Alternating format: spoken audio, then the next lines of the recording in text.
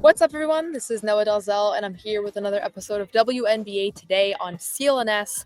This time with a special episode focused on Unrivaled, the professional women's 3-on-3 basketball league taking place in Miami, beginning once again for its second season in January. So we are nearing the tip-off of Unrivaled.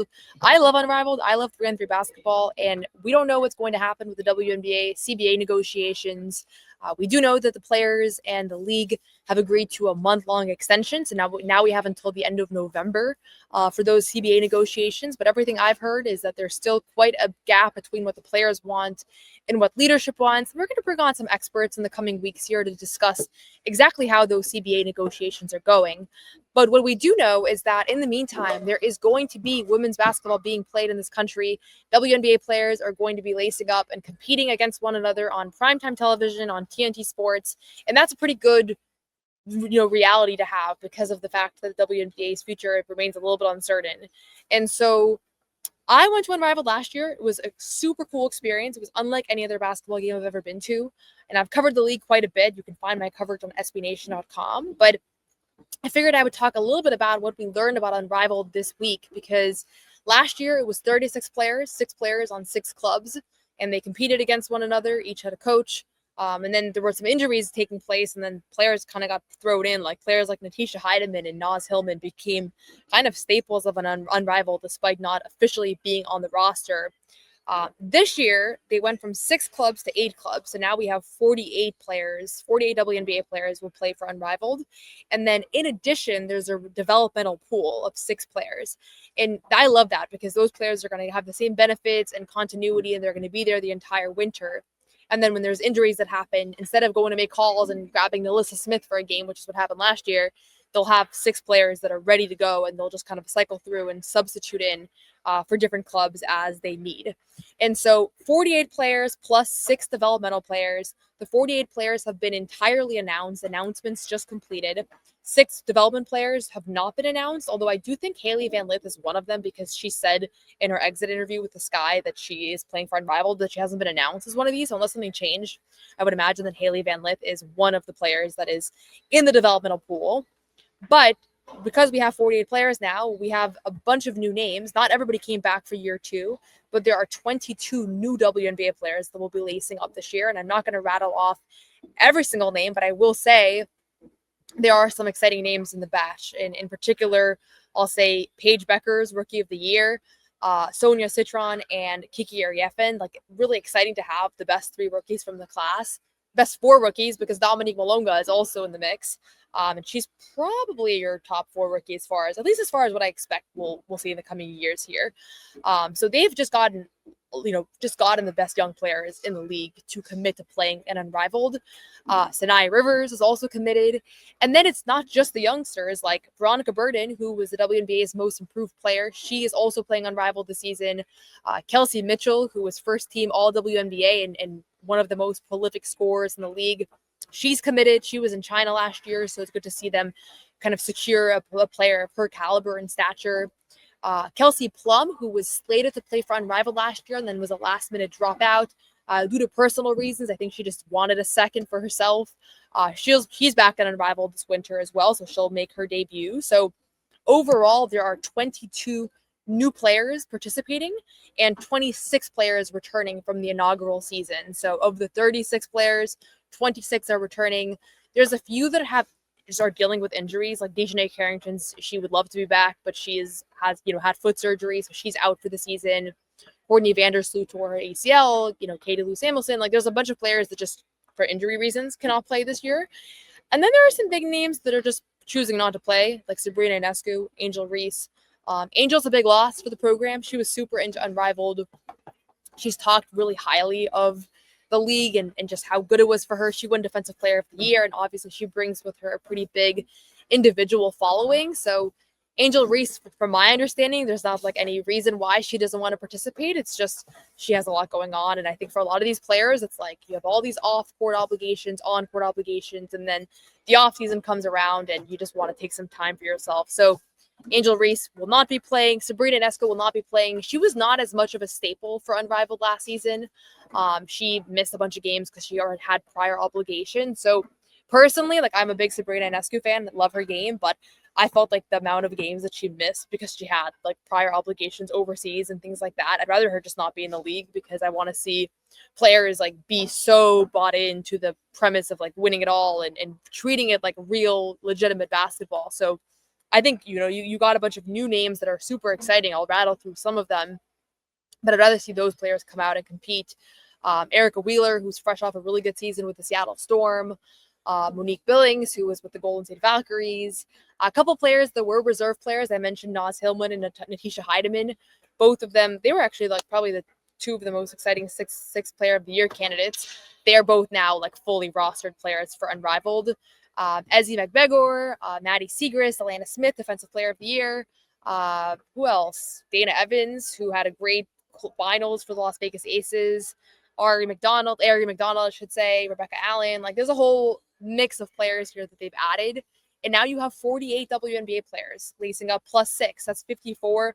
It's still not the entirety of the league, but you're now getting closer to a critical mass of WNBA players that are benefiting from the fact that Nafisa Collier and Brianna Stewart came together to co-found this 3-on-3 basketball league that is going to address a lot of the concerns the players have had. For those of you that did not tune in last year, it's full court 3-on-3, and it was regular season, multiple games a week on TNT Sports, and then there was a playoff tournament. And the coaches are also all kind of bringing in their own unique experiences. There are some returning coaches: Andrew Wade, DJ Sackman, Nola Henry, and Teresa Weatherspoon. Those are the 4 returners.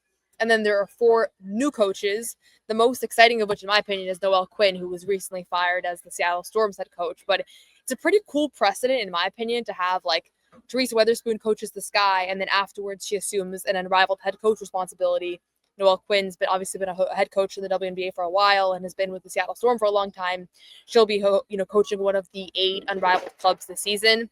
2 coaches did not return, Phil Handy and Adam Harrington, but they brought back, Andrew Wade, DJ Sackman, and Nola Henry, and Teresa Weatherspoon, as I said. So teams have not been completely allocated yet. We don't know exactly who's going to play with who. I don't know if it's going to be exactly the same player, combinations as last year, or if they're going to try to adhere to last year's combinations, or if it's going to be like, because there are so many new faces and so many departed faces, they're kind of going to go back to square one.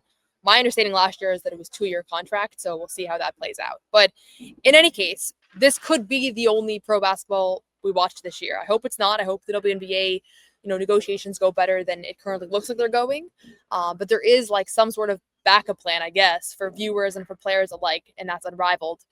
Really cool thing about Unrivaled is that everything is in one spot. So when I was there last year, like, they have their own practice facility, they have their own trainers, they have a makeup room, they have like state of the art, training facilities, medical staff, like everything is really, tip top shape. And for some WNBA teams, that's the standard. And for others, like the Connecticut Sun and the Chicago Sky, that's not. So like, I had covered the Connecticut Sun last year, and then Alyssa Thomas and DeWanna Bonner. Well, DeWanna Bonner didn't play at Unrivaled because she was there as a fan. But Marina Mabry, Dejanay Carrington, all these players now saw a massive upgrade in the amenities that were available to them going to Unrivaled. So I think it just sets a new bar for what players can expect as far as their facilities go, as far as what they have in a one-stop shop. Like, that's what all these players want ultimately.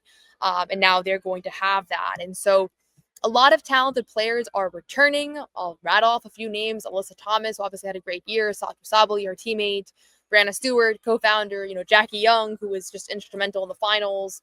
Derica Hamby, Natasha Cloud, Aaliyah Edwards, Chelsea Gray, obviously another big finals contributor. Kalia Copper, Alicia Gray, Shakira Austin, Courtney Williams, Skylar Diggins, Brittany Griner, Ryan Howard, Aaliyah Boston, Enrique Gombuale, Marina Mabry, Cameron Brink, like the list goes on. There are some big time names committed to playing in Unrivaled.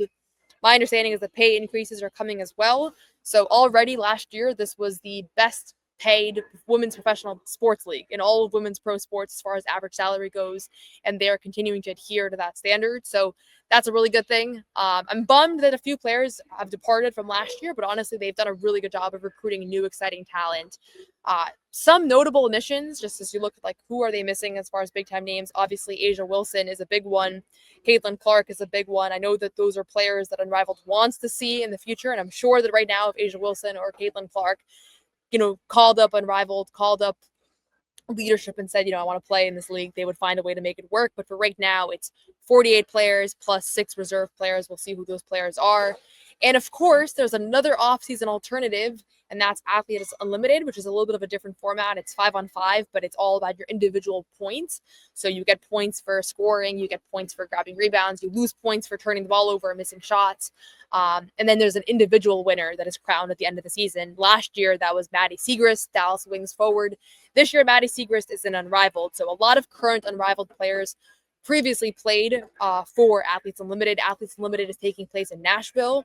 And there are some WNBA players that are going to be participating in that as well.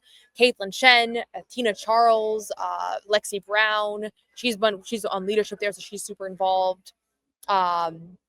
Alicia Clark, who is a vet, who is from Nashville, so it's been cool for her. So keep your eye out on the names of players that are committing to play for Athletes Unlimited as well. But it's just really nice right now that there are multiple places where WNBA players can stay in the U.S., can stay home in the off season and can make some money and can continue to get reps and have amenities and access and all of that. And, obviously if there is a lockout, if practice facilities close and players can't access those facilities, then these alternative leagues in the U.S. are going to become even more important. So we'll see how that pans out. I'll be continuing to cover Unrivaled and Athletes Unlimited throughout the offseason, as well as CBA negotiations. And honestly, hopefully expansion drafts and free agency and trades, that's the fun stuff. So hopefully I can cover that stuff as well, but TBD right now, because we just don't know where these negotiations are going to land. So that's it for now.